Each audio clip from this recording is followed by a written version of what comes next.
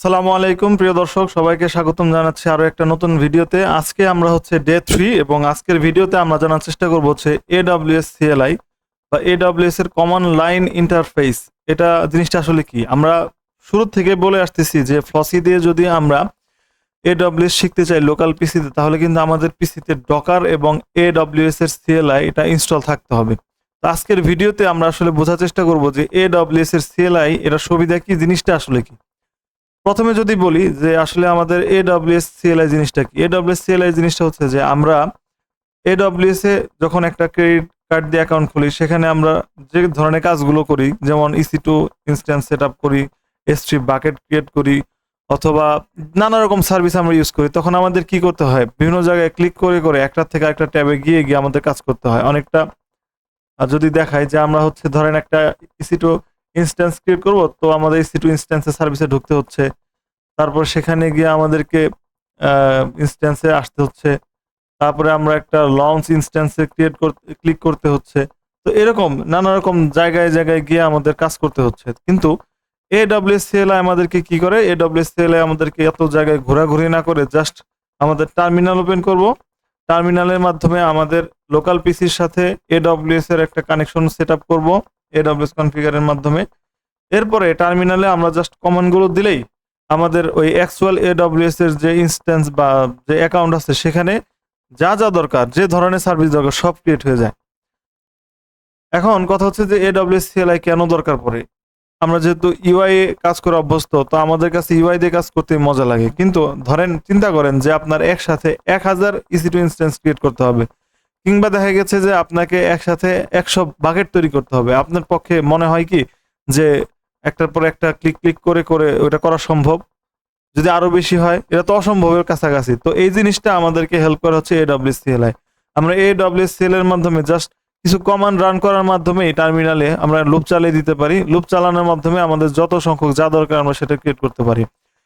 আমরা যারা DevOps enthusiast আছি, আমরা সামনে হয়তোবা Terraform শিখবো। তো Terraform এর ক্ষেত্রেও AWS CLI টা খুব কাজে লাগে।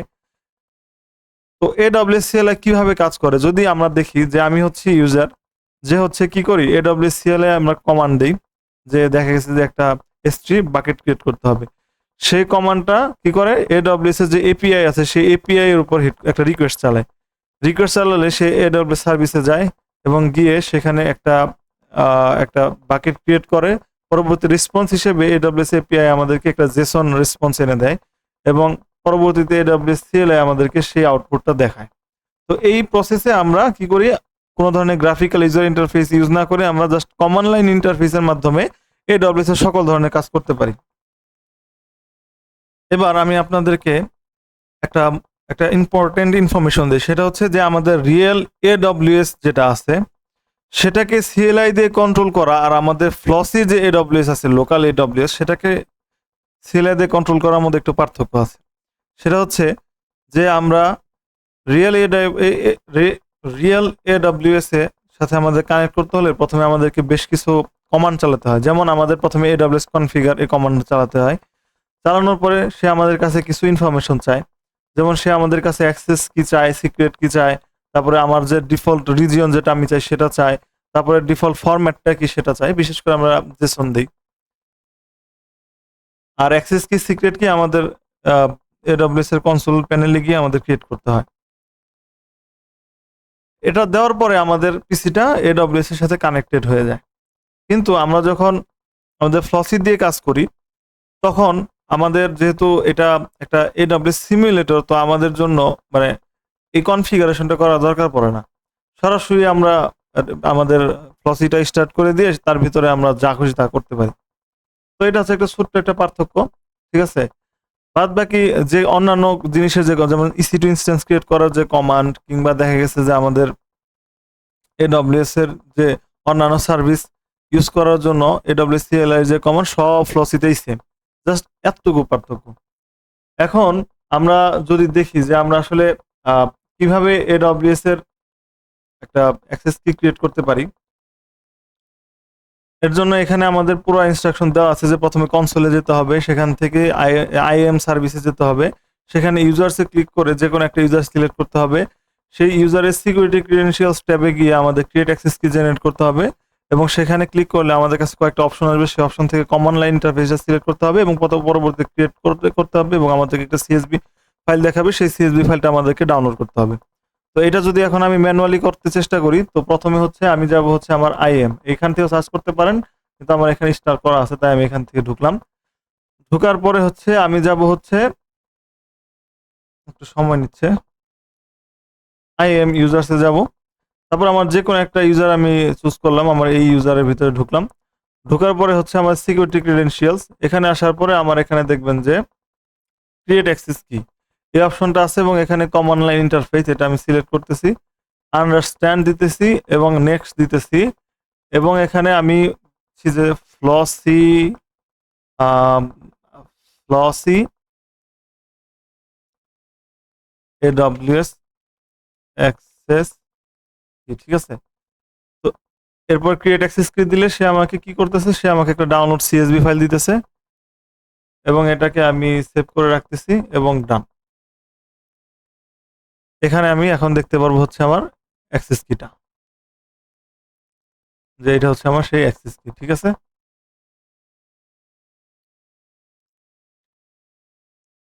আমি আমার ডাউনলোড করা সেই সিএসভি ফাইলটাকে ওপেন করেছি, এখানে দেখতে পাচ্ছেন যে এইভাবেই এটা হচ্ছে অ্যাক্সেস কি, এটা হচ্ছে সিক্রেট কি, ঠিক আছে। আমি এখানে কিছুটা চেঞ্জ করেছি যাতে আপনারা এটা ইউজ করতে না পারেন।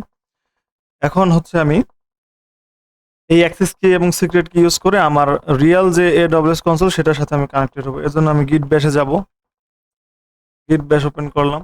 ওপেন করার পরে এখানে আমি প্রথমে একটা কমান্ড চালাবো যে এডব্লিউএস কনফিগার, এডব্লিউএস কনফিগার, এই কমান্ডটা চালাবো। এই কমান্ডটা চালালে আমার কাছে কিছু ভ্যালু চাইবে, সেই ভ্যালুগুলো এখন আমি দিব। তো দেখতে পাচ্ছেন যে আমার কাছে 4টা প্রশ্ন করেছিল, 4টা প্রশ্নের ভ্যালু দিয়েছে। আমি একটু এটা ভেতরের দিকে ঢুকে রাখছি যাতে আমার কিটা সিক্রেট থাকে। তো এভাবেই হচ্ছে আমার এডব্লিউএস এর সাথে আমার লোকাল পিসি কানেক্টেড হয়ে গেছে। এটা কিন্তু ফ্লসি না, এটা হচ্ছে আমার রিয়েল এডব্লিউএস এর সাথে আমার রিয়েল লোকাল পিসি কানেক্টেড হয়েছে। এবার আমি টার্মিনালে হচ্ছে আমার যে বর্তমান কারেন্ট ইউজার যেটা আমি কানেক্ট করলাম সেটা চেক করার চেষ্টা করব। সেটা চেক করার চেষ্টা করতে গেলে এখানে একটা এরর খাবো, কারণ হচ্ছে আমাদের ফ্লসিতে যে আমরা ইউআরএল সেট করেছি সেটা কিন্তু হচ্ছে আমাদের লোকাল ইউআরএলটা ছিল। সো এখন আমাদেরকে সেটা আনসেট করতে হবে। যেমন আমাদের বর্তমান এন্ড পয়েন্ট আছে কত 4566, বাট এডব্লিউএস এর রিয়েলি এডব্লিউএস এর জন্য তো এটা না। তো এটার জন্য কি করতে হবে, পুনরায় আমাদেরকে এই অ্যাক্সেস টোকেন সিক্রেট কি এগুলো সব আনসেট করতে হবে। প্রথমে আনসেট করতে হবে, আনসেট করার পরে পুনরায় আমার এডব্লিউএস কনফিগার করতে হবে। এডব্লিউএস কনফিগার, আমি জাস্ট আপনাদেরকে এটা দেখানোর জন্য, কারণ আপনারা তো ফ্লসি দিয়ে প্র্যাকটিস করবেন, তো রিয়েল রিয়েল এডব্লিউএস এ কানেক্ট করার আগে আমাদের কিরকম ভেরিয়েবলগুলো আনসেট করতে হবে। আনসেট করলাম। এখন পুনরায় হচ্ছে আমরা সেই অ্যাক্সেস কিগুলো সিক্রেট কিগুলো দিব।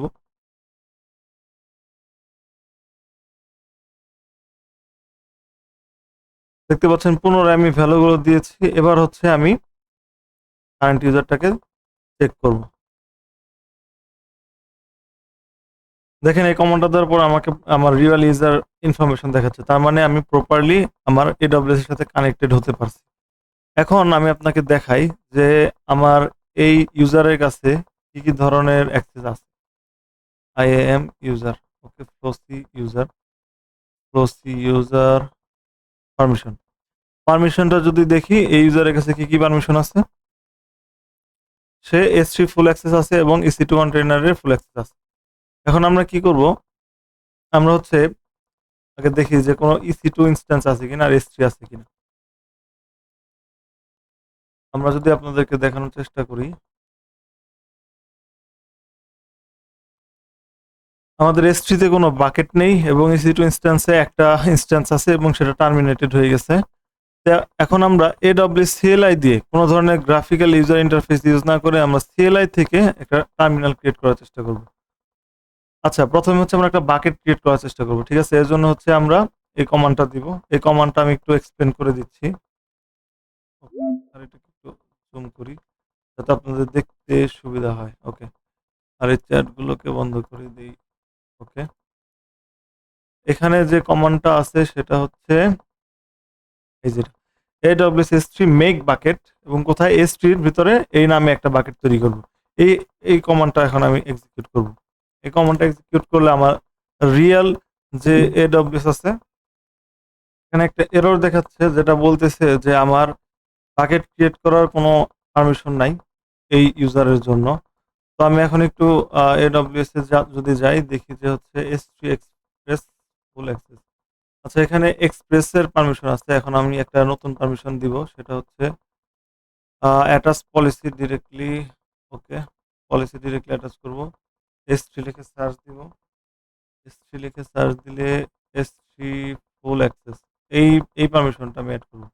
এবং এই পারমিশনের মধ্যে কি লেখা আছে যে allow S3 object lambda S3 যা যা আছে সবকিছু সে করতে পারবে। এই নেক্সট দিয়ে পারমিশনটা আমি এড করে দিচ্ছি। এখন যদি দেখি, এখন এখানে 4টা পলিসি দেখাচ্ছে। এখন পুনরায় যদি আমি এই কমান্ডটা চালাই, তাহলে আমি ইনশাআল্লাহ বাকেটটা ক্রিয়েট করতে পারবো। তো আচ্ছা, দেখাচ্ছে যে বাকেটটা নাকি অলরেডি ক্রিয়েট হয়ে গেছে। আমি একটু চেক দিয়ে আসি যে বাকেটটা কি সত্যি ক্রিয়েট হয়ে গেছে কিনা। আমি একটু রিফ্রেশ করে S3 পেজটা রিফ্রেশ করলে ওকে। আচ্ছা, আমি CLI দিয়ে চেক করতে পারবো যে কিভাবে মানে বাকেটের লিস্ট চেক করতে পারবো। বাকেটের লিস্ট চেক করার কমান্ডটা হচ্ছে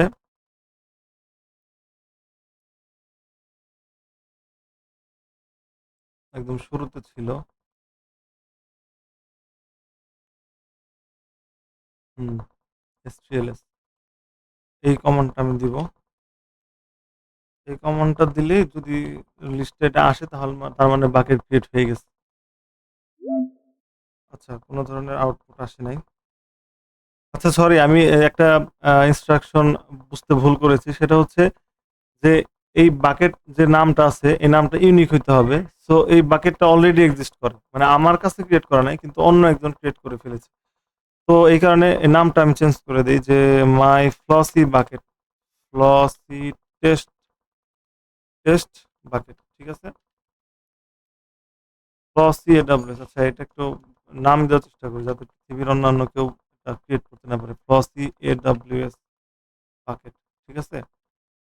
এটা যদি এখন রান করি, দেখা যাবে যে ইনশাআল্লাহ বাকেটটা ক্রিয়েট হয়ে গেছে, মেক বাকেট।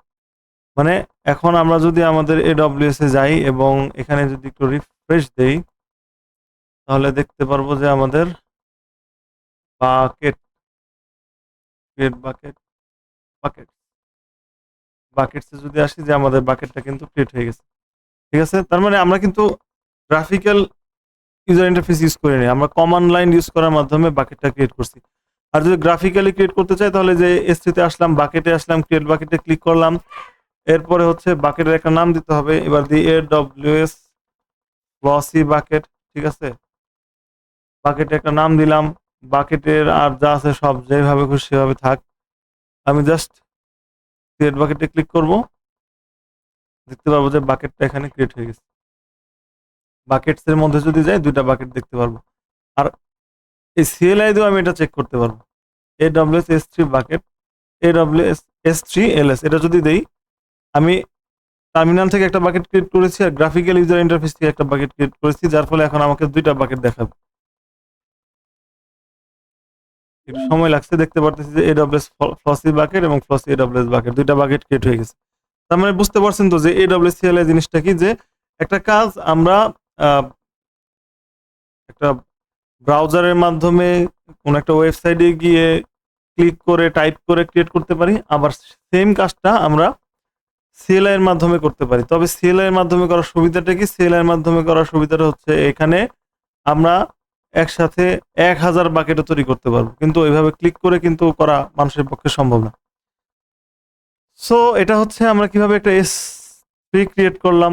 এছাড়া আমরা যদি চাই যে আসলে S3 তে ডাটা আপলোড করব, মানে কোনো একটা ফাইল আপলোড করব, সেটাও করতে পারবো। আর আমরা যদি চাই S3 থেকে কোনো একটা ফাইল ডাউনলোড করব, সেটাও করতে পারবো। সবকিছু ইনস্ট্রাকশন এখানে দেওয়া আছে। এখন আমি আপনাদেরকে ইনস্ট্রাকশন গুলো দেখাচ্ছি। তো ধরেন আপনি একটা বাকেট তৈরি করবেন। এই কমান্ডটা দিয়ে বাকেটের আউটপুটটা আসলো মেক বাকেট। আমি আপনাকে যদি দেখাই, দেখেন মেক বাকেট, এই আউটপুটটা চলে আসছে। ঠিক আছে না? এরপর AWS S3 LS এটা যদি ক্লিক করি তাহলে যতগুলো বাকেট আসবে সবগুলো দেখা যাচ্ছে। এই যে সবগুলো দেখা যাচ্ছে। ঠিক আছে? এখন হচ্ছে আমরা কোনো একটা যদি ফাইল তৈরি করতে চাই, তাহলে এই কমান্ডটা দিয়ে একটা ফাইল তৈরি হবে। লোকাল পিসিতে ফাইল তৈরি হবে। পরবর্তীতে এই ফাইলটা আমরা এই কমান্ডের মাধ্যমে এই বাকেটের মাধ্যমে বাকেটে আপলোড করে দিতে পারবো। ঠিক আছে? এরপরে হচ্ছে আমরা তখন আমরা এরকম একটা আউটপুট পাবো। এরপর বাকেটের ভিতরে ফাইল দেখা। বাকেটের ভিতরে যে ফাইলটা আছে সেই ফাইলটা যদি আমরা আমাদের লোকাল পিসি থেকে রিড করতে চাই তাহলে আমাদেরকে এই কমান্ডটা চালাতে হবে। এই কমান্ডটা চালালে দেখতে পারবো যে ওই বাকেটে কি ফাইল আছে। আউটপুটটা এরকম আসবে। এরপর হচ্ছে ফাইল ডাউনলোড করা। আমাদের বাকেটে যদি কোনো একটা ফাইল থাকে সেই ফাইলকে যদি আমি আমার লোকাল পিসিতে ডাউনলোড করতে চাই তাহলে এই কমান্ডটা দিতে হবে যে AWS S3 CP, মানে এটা হচ্ছে বাকেটের এই অ্যাড্রেসটা, বাকেটে যে ফাইলটা আছে সেই ফাইলটাকে আমি কোন নামে ডাউনলোড করব? ডাউনলোডেড টেক্সট নামে ডাউনলোড করব এবং ডাউনলোড করার পরে আমি সেটাকে রিড করব। এটা যদি এটা যদি আমি প্রেস করি তাহলে এরকম একটা আউটপুট দেখতে পাবো যে ডাউনলোড হয়ে গেছে এবং ওই ফাইলের ভিতরে যা লেখা আছে সেটা আমরা দেখতে পারবো। বাকেট সিঙ্ক করা। আমাদের বর্তমান যে ফোল্ডার আছে এই ফোল্ডারে যত ফাইল আছে সবগুলো যদি একসাথে আমরা বাকেটের মধ্যে আপলোড করে দিতে চাই তাহলে আমাদেরকে এই কমান্ডটা দিতে হবে যে AWS সিঙ্ক মাই ফোল্ডার, মানে আমার পিসির যে ফোল্ডারটা বা পিডব্লিউ, যেমন বর্তমানে আমি যে ফোল্ডারটা আছে এই ফোল্ডারে যে ডাটা আছে সবগুলো যদি আমি বাকেটে পুশ করতে চাই তাহলে আমাকে এই কমান্ডটা দিতে হবে। বর্তমান ফোল্ডার, সেই ফোল্ডারটার ডাটা কোথায় যাবে? ওইখানে একটা ফোল্ডারের নাম দিয়ে দিচ্ছি, সেই ফোল্ডারে চলে যাবে। আচ্ছা, এইটা যদি আমি একটু দেখাই, ধরেন আমার বর্তমান ফোল্ডারটা আছে হচ্ছে ফোল্ডারের নামটা আমি একটু এডিট করতে হবে আমার। ওকে, এই কমান্ডটা আমাকে একটু এডিট করতে হবে যে এই ফোল্ডারের নাম কি? আমার বর্তমান ফোল্ডারের নাম হচ্ছে ফ্লসি। ঠিক আছে? ফ্লসি, ফ্লসি, এবং এটা যাবে কোথায়? যাবে হচ্ছে ফ্লসি AWS বাকেট। এই বাকেটে দিব আমি। ঠিক আছে, মাই ডেমো বাকেট তো না, ফ্লসি বাকেট। এই বাকেটের ফ্লসি ফোল্ডারে দিয়ে দিব। ঠিক আছে? ফ্লস, এই কমান্ডটা যদি এখানে দেখাই তাহলে জিনিসটা এরকম যে আমার এই ফোল্ডারে যা আছে সবগুলোকে আমি S3 তে আপলোড করে দিব। এই কমান্ডটা যদি আমি রান করি, একটু সময় নেবে। অ্যাকচুয়ালি এখানে ফ্লসি হবে না। এখানে এই ফোল্ডারের ভিতরে যে ফোল্ডারটাকে পাঠাইতে চাই সেই ফোল্ডারের নামটা হবে হয়তো। আমাকে একটু টেস্ট করতে হবে যে এখানে আমি আসলাম, আসার পরে আমি এই ফোল্ডারের নামটা এখানে দিয়ে দিতেছি। নাম দেওয়ার পরে এই সেম নামের ফোল্ডারটা আমি চাই হচ্ছে আমার AWS এ হইতে। এটাতে ক্লিক করে দিলাম। তারপরে এখন এটার ভিতরে যে ফাইলগুলো আছে সেই ফাইলগুলো কমপ্লিটলি AWS এ চলে গেল। কোন বাকেটে? ফ্লসি AWS বাকেট। এখন যদি আমরা আমাদের কনসোলে যাই, ফ্লসি AWS বাকেটে যদি যাই তাহলে এখানে আমরা দেখতে পাবো যে এই ফোল্ডারটা চলে আসছে। এই ফোল্ডারের ভিতরে যে ডাটাগুলো আছে সবগুলা চলে আসছে। আপনাকে যদি একটু দেখাই যে সত্যি এই জিনিসটা যে হইছে, নিজের চোখে দেখেন যে এই যে ৩ টা ফাইল, হ্যালো ব্যাক, হ্যালো ফ্লসি, সেম জিনিসগুলো সেম জিনিসগুলো এখন আমার এখানেও আছে। ঠিক আছে? এখন আমি এই ফোল্ডারটাকে যদি ডিলিট করতে চাই, ফোল্ডারটাকে যদি ডিলিট করতে চাই তো সেটার জন্য আছে হচ্ছে আমাকে এই যে বাকেট, এই কমান্ডটা দিতে হবে। এই কমান্ডটা যদি দেই তাহলে আমার বাকেটটা ডিলিট হয়ে যাবে এবং বাকেটের ভিতরে যা আছে সব সহ ডিলিট হয়ে যাবে। কমান্ডটাকে জাস্ট আমি একটু এডিট করে নেই।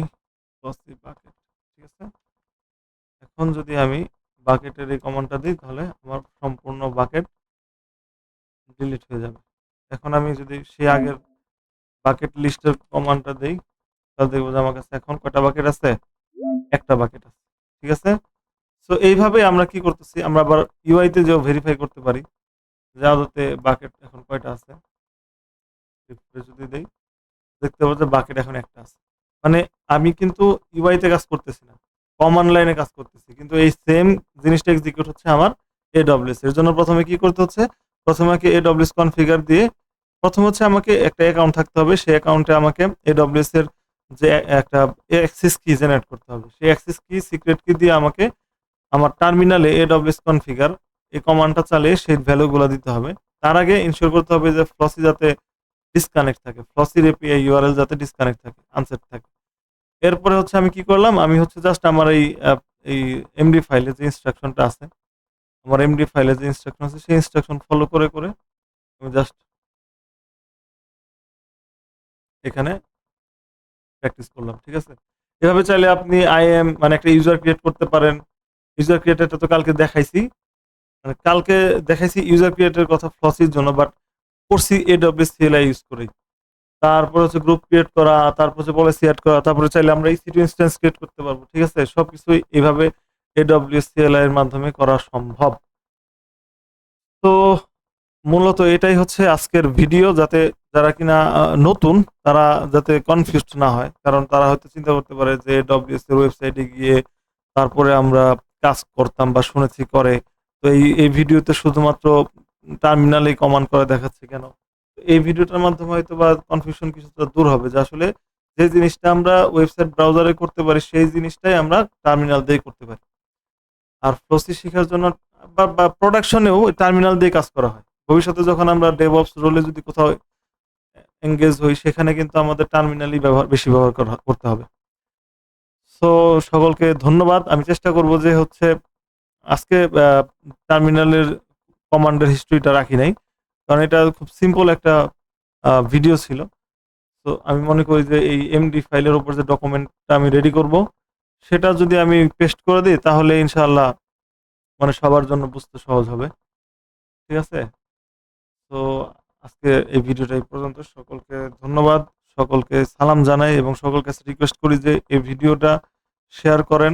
কারণ ফ্লসি দিয়ে AWS শিখা যে যায় এটা অনেকেই জানে না এবং এতে কোনো ক্রেডিট কার্ড লাগে না। ঠিক আছে? ধন্যবাদ। আসসালামু আলাইকুম।